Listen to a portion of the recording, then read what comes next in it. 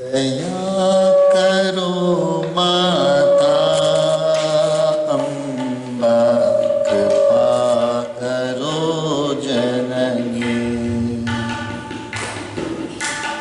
दया करो माता अम्बा, कृपा करो जननी। कृपा करो माता अम्बा, रक्षा करो जननी। कृपा करो माता अम्बा, रक्षा करो जननी।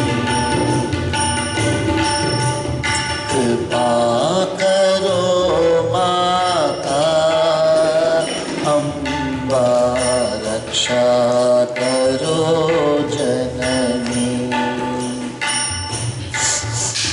कृपा करो माता अम्बा, रक्षा करो जननी।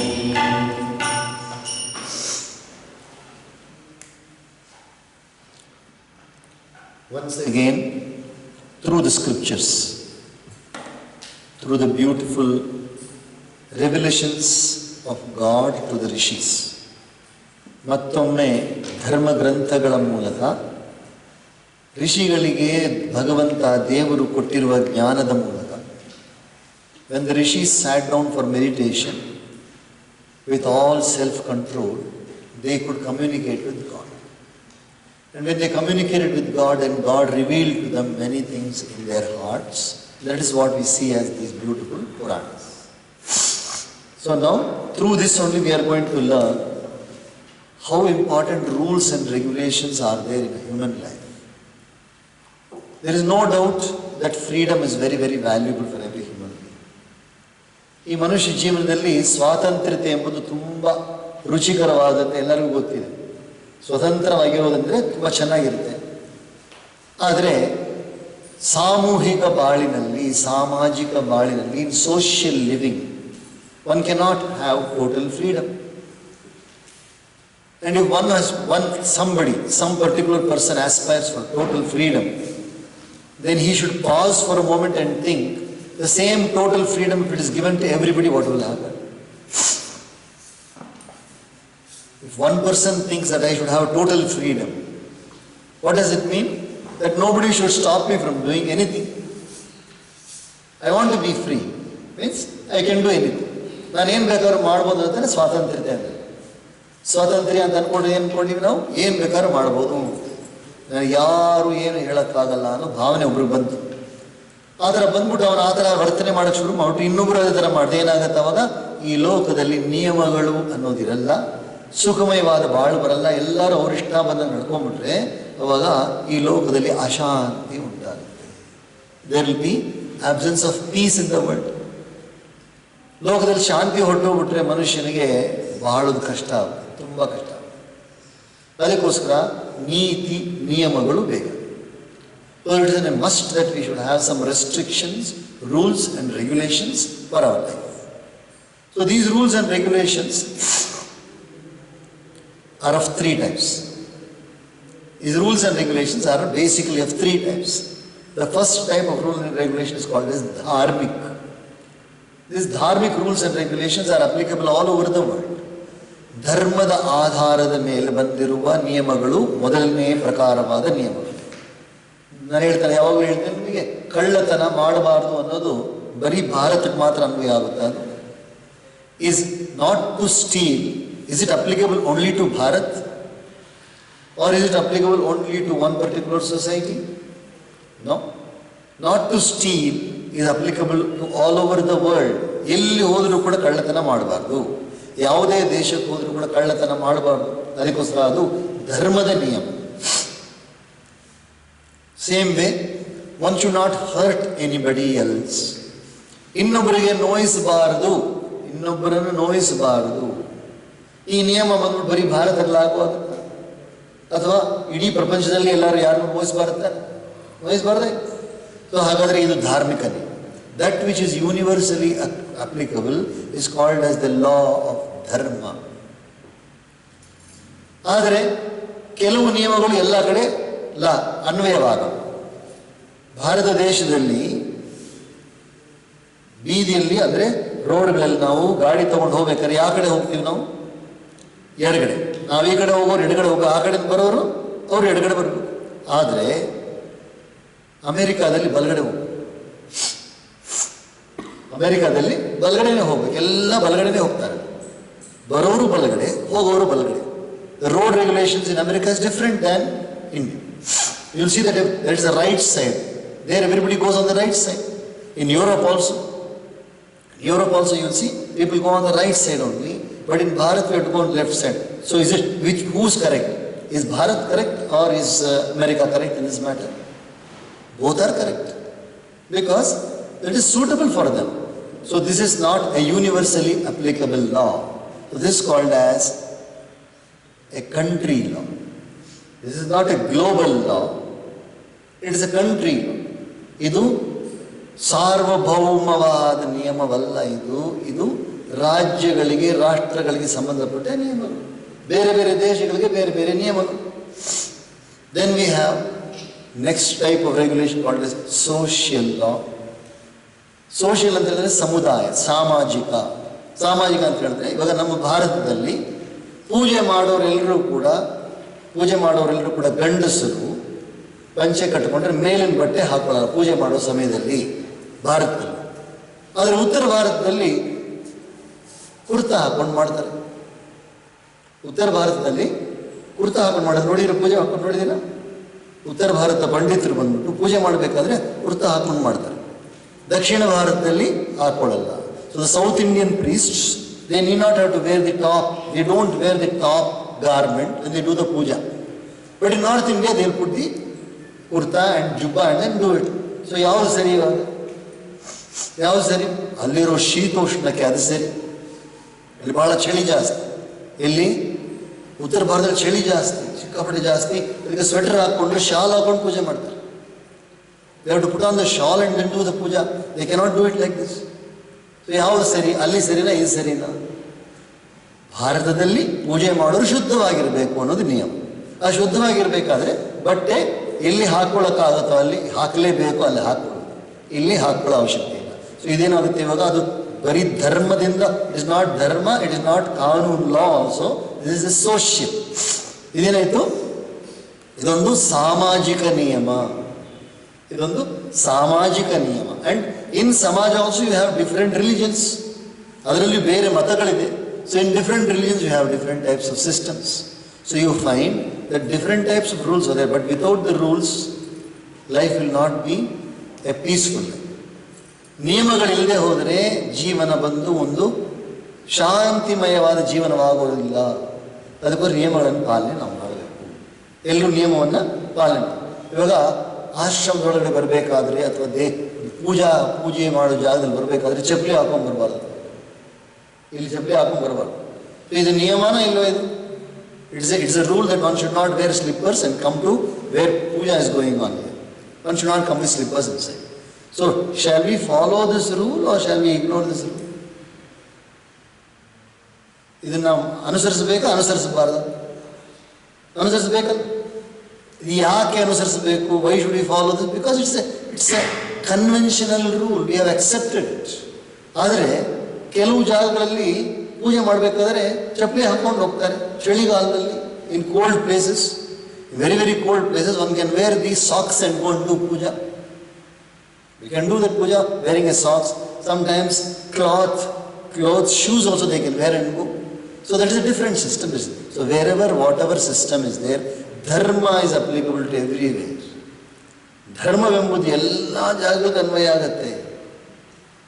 ಕೋರ್ಟು ಕಚೇರಿ, if you go to what you call as in law, if you go to the judicial court, ಕಾನೂನು ಸಂಬಂಧಪಟ್ಟ ಕೋರ್ಟ್ಗೆ ಹೋದರೆ the court will be following the law of that land.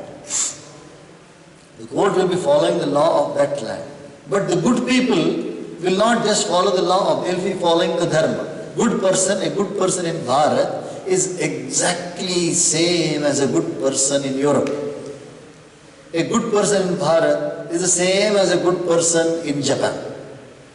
A good person in Bharat is exactly the same as a good person in Australia. There is no difference at all. Because goodness can be universal. Goodness is something which is universal.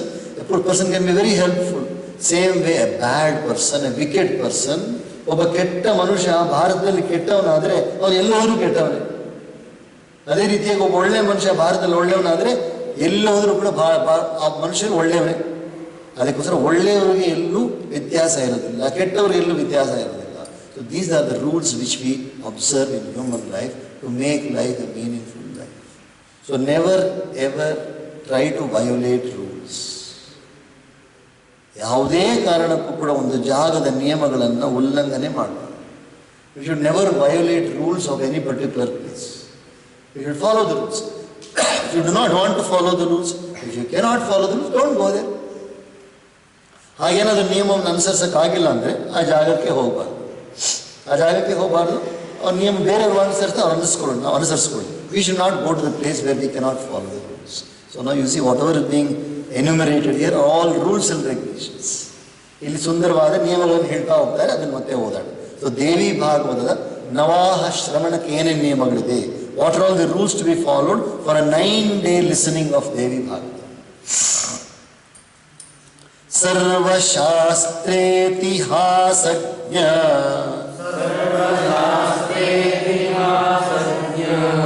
ವ್ಯಾಸರೂಪ ನಮೋಸ್ತುತೆ.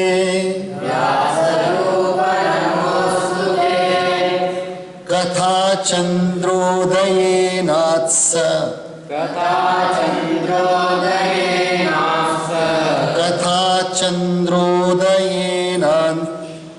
ಏನಾಂಸ್ತ ತಮಸ್ತೋಮಂ ನಿರಾಕುರು. Obeisance to you endowed with the form of Vyasa, one who knows all scriptures, Itihasas, Ramayana, Mahabharata and other histories, remove the collection of tamas, darkness, tamoguna which remains in me by the rise of the moon in the form of the story. So this is what is being told. This is what is being told to the person who is narrating the Devi Bhagavatam. The one who is narrating the Devi Bhagavatam, to him the listeners are going to say, you are like Vyasa Rishi only. So please remove the darkness in my life. तदग्रे तु नवाहान्तम् कर्तव्यानियमास्तदा विप्रादीनुपवेश्यादौ सम्पूज्योपविशेत् स्वयम्. Before beginning the Navaha 9-day recital, 9-day discourse, 9-day reading of the Bhagavatam, one should follow the rules, which is you have to allow the Brahmins, the priests and the people, rishis, to sit down first. And then one should sit down. One should sit down and take one's place. After offering puja to them, one should take the place. Shrotavyam savadhanena चतुर्वर्ग फलाप्तये गृहपुत्र कलत्राप्त धन चिन्तामपास्य च.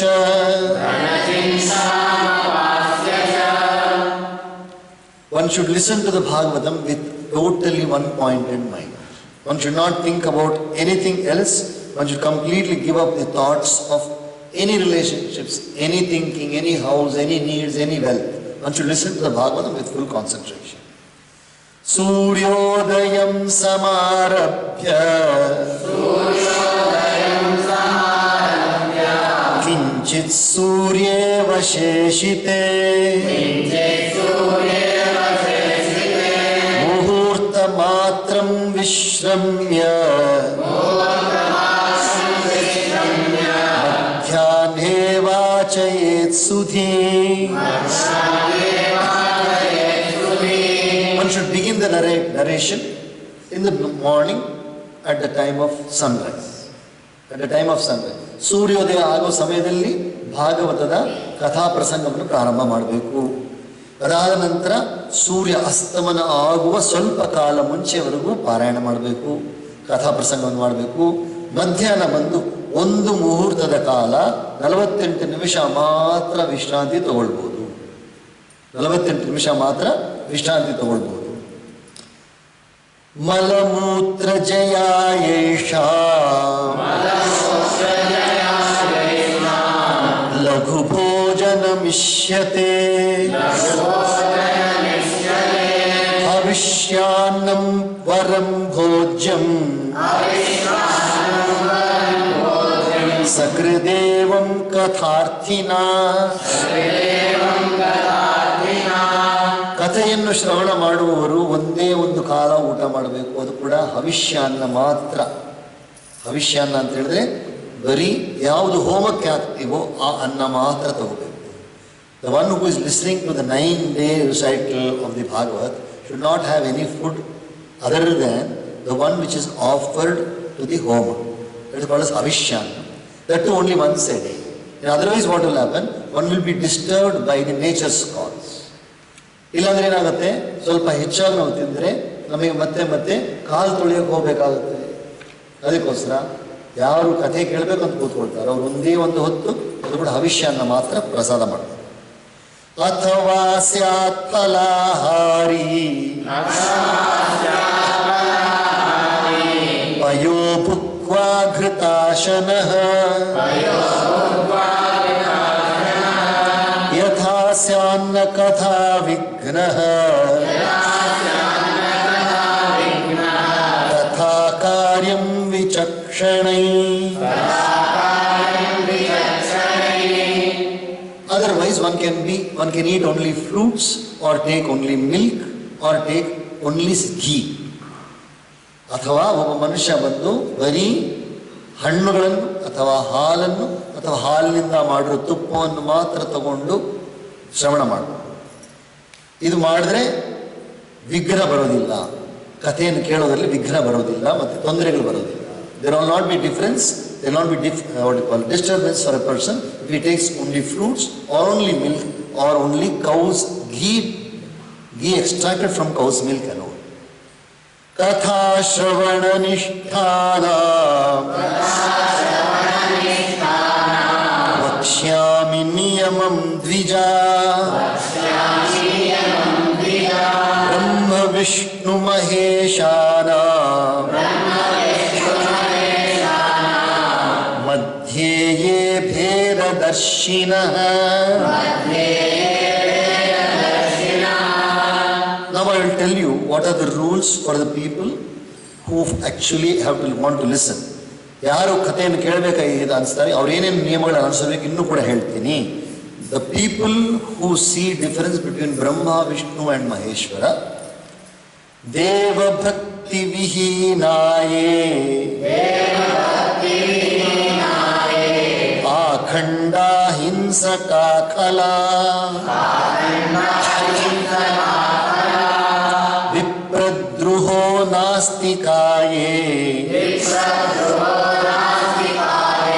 Nate Yogya Kathashrave. Those who see difference between Brahma, Vishnu and Maheshwara, and those people who do not have devotion, those people who are only who cheat people, those people who do not have faith in the Vedas, and those people who hate people who perform worship, such people, those who hurt others, they are not eligible for such or to participate in the Kathashravana. ಯಾವ ಮನುಷ್ಯರು ಭಕ್ತಿ ಇಲ್ಲದವರು ಬ್ರಹ್ಮ ವಿಷ್ಣು ಮಹೇಶ್ವರಲ್ಲಿ ಭೇದ ನೋಡುತ್ತಾರೋ, ಇವರು ಬೇರೆ ಅಂತ ಭೇದ ನೋಡ್ತಾರೋ, ಬೇರೆಯವರಿಗೆ ತೊಂದರೆ ಕೊಡ್ತಾರೋ, ಅದಾದ ನಂತರ ಪಾಖಂಡರಾಗಿದ್ದಾರೋ, ಅಂದರೆ ಸುಮ್ಮನೆ ನೋಟಕ್ಕೆ ಮಾತ್ರ ಒಳ್ಳೆಯವರಾಗಿದ್ದು ಹಿಂದೆಗಡೆ ಕೆಟ್ಟವರಾಗಿರ್ತಾರೋ ಅಂತಹ ಜನಗಳು ಬಂದು, ಅಥವಾ ವೇದದಲ್ಲಿ ವಿಶ್ವಾಸ ಇಲ್ಲದವರು ಬಂದು ಈ ಕಥೆ ಶ್ರವಣ ಮಾಡೋಕ್ಕೆ ಅರ್ಹರಲ್ಲ, ಅವರು ಯೋಗ್ಯತೆ ಇಲ್ಲ ಅವರಿಗೆ. ಬ್ರಹ್ಮ ಸ್ವಹರಣೆ ಲುಬ್ಧ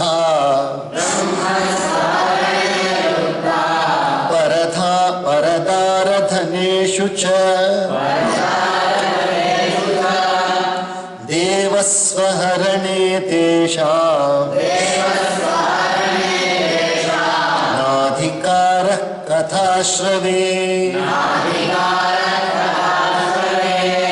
It's a niyama which should be understood correctly. Those people who are greedy of the wealth which the Brahmins have, and those people who have wrong habits of disturbing other people's family, and then who misappropriate the temple wealth. Those who misappropriate the temple wealth, those people also, they are not eligible for listening to the story. ಯಾವ ಮನುಷ್ಯರು ಬ್ರಾಹ್ಮಣರ ಹಣವನ್ನು ಕದ್ದು ತಿನ್ನುತ್ತಾರೋ, ಯಾರು ಬೇರೆಯವರ ಮನೆಯಲ್ಲಿರುವ ಬೇರೆಯವರ ಸ್ವಂತದವರ ಮೇಲೆ ಕಷ್ಟ ಕೊಡ್ತಾರೋ, ಮತ್ತು ಯಾರು ದೇವಸ್ಥಾನದಿಂದ ಹಣವನ್ನು ಕಳ್ಳತನ ಮಾಡುತ್ತಾರೋ ಅವರು ಈ ಕಥೆಯನ್ನು ಖಂಡಿತ ಕೇಳಕ್ಕೆ ಅರ್ಹರಲ್ಲ. ಬ್ರಹ್ಮಚಾರಿ ಚ ಭೂಷಾಯಿ ಸತ್ಯವಕ್ತಾ ಜಿತೇಂದ್ರಿಯಃ ಕಥಾ ಸಮಾಪ್ತೌ ಭುಂಜೀತ ತತ್ರಾವಲ್ಯಾಂ ಯಥಾತ್ಮವಾನ್. ಯಾರು ಕಥೆಯನ್ನು ಶ್ರವಣ ಮಾಡ್ತಾರೋ ಅವರು ಬ್ರಹ್ಮಚಾರಿಯಾಗಿರಬೇಕು, ನೆಲದ ಮೇಲೆ ಮಲಕ್ಕೋಬೇಕು, ಸತ್ಯವನ್ನೇ ನುಡಿಬೇಕು, ಆಮೇಲೆ ಇಂದ್ರಿಯಗಳನ್ನು ಗೆದ್ದಿರಬೇಕು, ಆಮೇಲೆ ಕಥೆಯ ಕೊನೆ ಆದ ನಂತರ ಎಲೆಯಲ್ಲೇ ಊಟ ಮಾಡಬೇಕು ಅವರು. Those people who want to listen must follow the brahmacharya niyam. They should lie down on the ground only. They should speak the truth only. They should have control over their senses. They should have only food at the end of the day, that too on a leaf alone. Vrintakam cha kalindam cha tailam cha dvidalam madhu dagdhamannam paryushitam bhavadushtam tyajedvrati.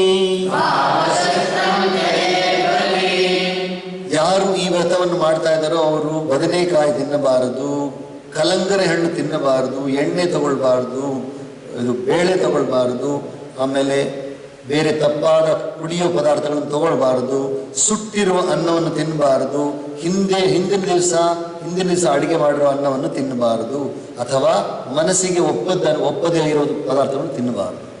The one who is observing this vrata should not have brinjals, should not have watermelon, oil, dal, wine, burnt food, or the food prepared on the previous day, not liked by the mind or offered with a bad mind. Amisham cha masurannam udakya drishtameva cha rasonam moolakam hingum balandum grijanam tatha. One should not eat non-vegetarian, masoor dal, and then when a woman is outdoors, and then garlic, radish, asafoetida, onion and carrot. One should not take this. ಓ ಮನುಷ್ಯ ಬಂದು ಯಾರು ಕೇಳಕ್ಕೆ ಕೂತ್ಕೊಳ್ತಾನೆ ಅವರು ಮಾಂಸಾಹಾರಿ ಆಗಿರಬಾರ್ದು. ಆಮೇಲೆ ಬೇಳೆ ಇದು ಯಾವುದು ತೊಗರಿ ಬೇಳೆ ತಿನ್ನಬಾರ್ದು. ಆಮೇಲೆ ತಾಯಂದಿರು ಹೊರಗಡೆ ಇರೋ ಸಮಯದಲ್ಲಿ ಅವ್ರು ನೋಡಿರೋ ಪದಾರ್ಥಗಳನ್ನು ತಿನ್ನಬಾರ್ದು. ಆಮೇಲೆ ಯಾವುದು ಬೆಳ್ಳುಳ್ಳಿ ತಿನ್ನಬಾರ್ದು, ಮುಲ್ಲಂಗಿ ತಿನ್ನಬಾರ್ದು, ಹಿಂಗು ತಿನ್ನಬಾರ್ದು. ಹಿಂಗಂದ್ರೆ ಯಾವುದು ಹಿಂಗ್ ತಿನ್ನಬಾರ್ದು, ಈರುಳ್ಳಿ ತಿನ್ನಬಾರ್ದು, ಕ್ಯಾರೆಟ್ ಅಂದರೆ ಗಜ್ಜರಿ ತಿನ್ನಬಾರ್ದು. ಕೂಷ್ಮಾಂಡನಲಿಕಾ ಶಾಕಂ ನ ಭುಂಜೀತ ಕಥಾವ್ರತಿ ಕಾಮಂ ಕ್ರೋಧಂ ಮದಂ ಲೋಭಂ ದಂಭಂ ಮಾನಂ ಚ ವರ್ಜಯೇ. ಯಾವ ಮನುಷ್ಯ ಕಥೆ ಕೇಳಬೇಕಂತ ಕೂತ್ಕೊಂಡಿರ್ತಾನೆ ಅವರು ಕುಂಬಳಕಾಯಿ ತಿನ್ನಬಾರ್ದು. ಆಮೇಲೆ ನಲಿಕಾ ಎಂಬ ಒಂದು ಅಂದರೆ ಇದು ಖಾರಾಮಣಿ ಥರ ಇರೋ ಅದು ತಗೊಳ್ಬಾರದು. ಆಮೇಲೆ ಕೋಪವನ್ನು, ಲೋಭವನ್ನು, ಅಹಂಕಾರವನ್ನು ಎಲ್ಲವನ್ನು ಬಿಟ್ಟು ತಾನು ಕಥೆಯನ್ನು ಶ್ರವಣ ಮಾಡಬೇಕು. One should not eat pumpkin or nalika herb. One should leave lust, anger, pride, greed, show and self-esteem. Vipradukya patitavratya Shvapakayavanantyajai Udakya yatha veda Udakya yatha veda Bahyena vadedya kathavrati Yakathavrati. Who is engaged in vrata of hearing the story of Devi Bhagavata should not speak to those who hate and do evil to Brahmins, fallen people, people who have not done rites, vratya, and certain people who are not eligible, those who do not recognize the Vedas. A man who is lost, a man who is outcast because of non-performance of samskaras. ಯಾವ ಮನುಷ್ಯ ಕಥೆಯನ್ನು ಕೇಳಬೇಕಂತ ಆಸೆ ಪಡ್ತಾನೋ ಅವನು ನಿಯಮವಿಲ್ಲದ ಜನಗಳ ಜೊತೆ ಮಾತಾಡಬಾರದು, ನಿಯಮವಿಲ್ಲದ ಜನಗಳ ಜೊತೆ ಮಾತಾಡಬಾರದು ಅಂತ ನೀವು ಹೇಳ್ತೀರಿ. ವೇದ ಗೋ ಗುರು ವಿಪ್ರಾಣ ಸ್ತ್ರೀರಾಜ್ಞಾಂ ಮಹತಾಂ ಯಥಾ ದೇವಾನಾಂ ದೇವಭಕ್ತಾನಾಂ ನ ನಿಂದಾಂ ಶೃಣುಯಾದಪಿ. He should not hear the censure of Vedas, cows, preceptors, Brahmins, women, kings, great men, gods and devotees of gods. That is, if somebody is talking ill of the Vedas, talking ill of cows, talking wrongly about gurus, talking wrongly about Brahmins, talking wrongly about women, kings, great men, gods, one should not listen to them at all, speak to them at all. ಯಾರಾದರೂ ಒಬ್ಬರು ತಾಯಿಂದಿರ ಬಗ್ಗೆ ತಪ್ಪಾಗಿ ಮಾತಾಡ್ತಾ ಇದ್ದಾರೆ, ವೇದಗಳ ಬಗ್ಗೆ ತಪ್ಪಾಗಿ ಮಾತಾಡ್ತಾ ಇದ್ದಾರೆ, ಹಸುಗಳ ಬಗ್ಗೆ ತಪ್ಪಾಗಿ ಮಾತಾಡ್ತಾ ಇದ್ದಾರೆ, ಬ್ರಾಹ್ಮಣರ ಬಗ್ಗೆ, ಗುರುಗಳ ಬಗ್ಗೆ ತಪ್ಪಾಗಿ ಮಾತಾಡ್ತಾ ಇದ್ದಾರೆ, ರಾಜರ ಬಗ್ಗೆ, ಭಕ್ತರ ಬಗ್ಗೆ ಮಾತಾಡಿದ್ರೆ ಅವ್ರ ಜೊತೆಯಲ್ಲಿ ಮಾತಾಡಬಾರದು. ವಿನಯಂ ಚಾರ್ಜವಂ ಶೌಚಂ ದಯಾಂ ಚ ಮಿತ ಭಾಷಣಂ ಉದಾರಂ ಮಾನಸಂ ಚೈವ ಕುರ್ಯಾದ್ಯಸ್ತು ಕಥಾವ್ರತಿ. A person who has taken up the vrata of hearing the story should observe modesty, righteousness, purity, compassion, limited speech and generosity in mind. ಯಾರು ಈ ಕಥೆಯನ್ನು ಕೇಳಬೇಕು ಅಂತ ಆಸೆ ಪಡ್ತಾ ಇದ್ದಾರೋ, ಕಥೆ ಶ್ರವಣ ಮಾಡಕ್ಕೆ ಬರ್ತಾ ಇದ್ದಾರೋ ಅವರು ಶುದ್ಧವಾದ ವಿನಯದಿಂದ ಇರಬೇಕು, ಒಳ್ಳೆಯ ಧಾರ್ಮಿಕವಾಗಿರಬೇಕು, ಶುದ್ಧವಾಗಿರಬೇಕು, ಕರುಣಾಮಯನಾಗಿರಬೇಕು, ಕಡಿಮೆ ಮಾತಾಡಬೇಕು, ಮತ್ತೆ ಮನಸ್ಸಿನಲ್ಲಿ ಉದಾರವಾಗಿರಬೇಕು. ದುರ್ಗಾ ಲಕ್ಷ್ಮೀ ಸರಸ್ವತಿ ದೇವಿ ಜಗನ್ಮಾತಾ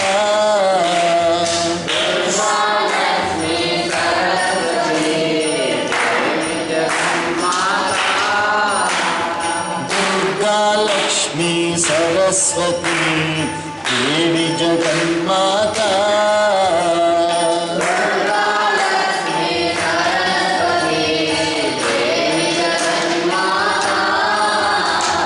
देवी जगन्माता पाहि जगन्माता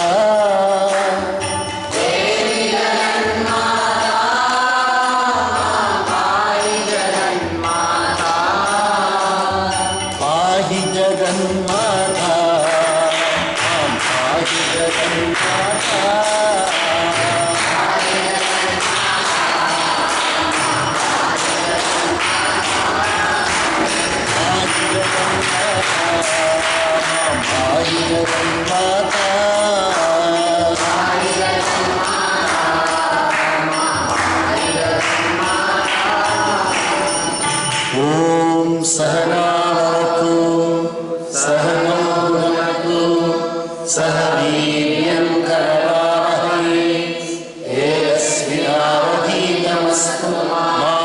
विद्विषावहै। ओम शांति शांति शांति। सर्वे भवन्तु सुखिनः, सर्वे सन्तु निरामयाः, सर्वे भद्राणि पश्यन्तु मा कश्चित् दुःखभाग्